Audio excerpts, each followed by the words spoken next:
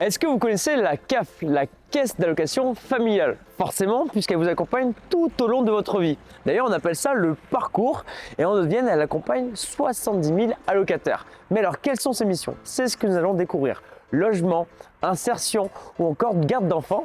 Découvrons ensemble toutes ces missions dans le hall d'accueil. Let's go!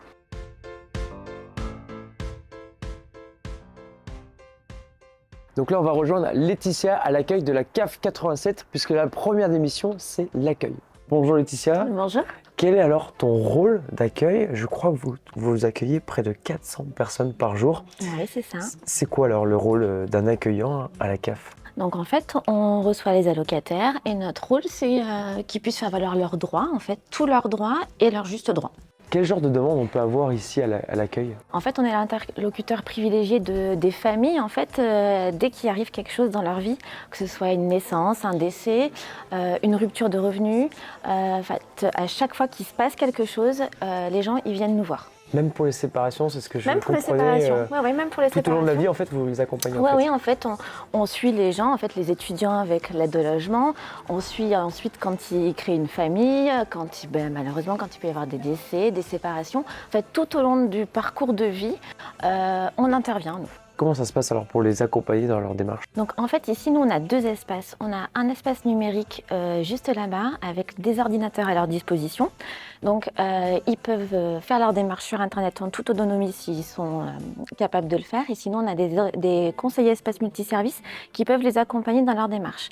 On a un deuxième pôle en fait pour les réponses plus expertes en fait, où là on fait vraiment le point sur les dossiers, on répond à leurs questions et si besoin on les oriente vers les partenaires et les conseillères sociales qu'on a à notre disposition aussi à la CAF. Donc à la Caisse d'allocation familiale, nous accompagnons les familles en fonction d'événements qu'on appelle d'événements fragilisants, c'est-à-dire qu'on va intervenir sur tout ce qui va être la séparation, le décès de conjoints ou d'enfants, les personnes qui ont un impayé de loyer lorsqu'ils sont chez des bailleurs privés, tout ce qui va fragiliser en fait la situation familiale. Et on va intervenir de façon proactive, c'est-à-dire qu'on va aller au-devant de la personne dès qu'elle va déclarer sa situation en fait.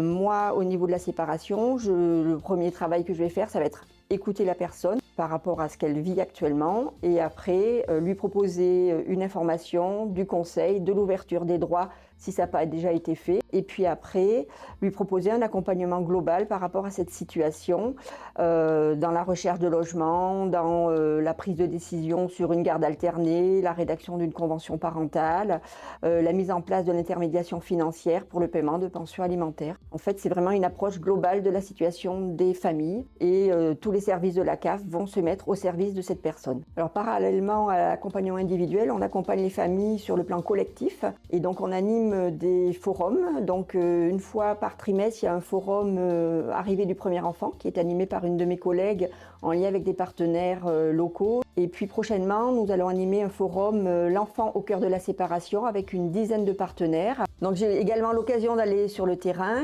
et de pouvoir apporter mon expertise et ma connaissance des familles et de travailler avec les partenaires et essentiellement en lien avec les chargés de développement territoriaux. Nous sommes chargés de conseil et développement au service aux partenaires. Nous sommes au centre d'animation de Panazol, un centre social, un de nos partenaires. Par partenaire, donc on entend les acteurs locaux des territoires. L'accompagnement des partenaires vient en complément du versement des prestations aux allocataires.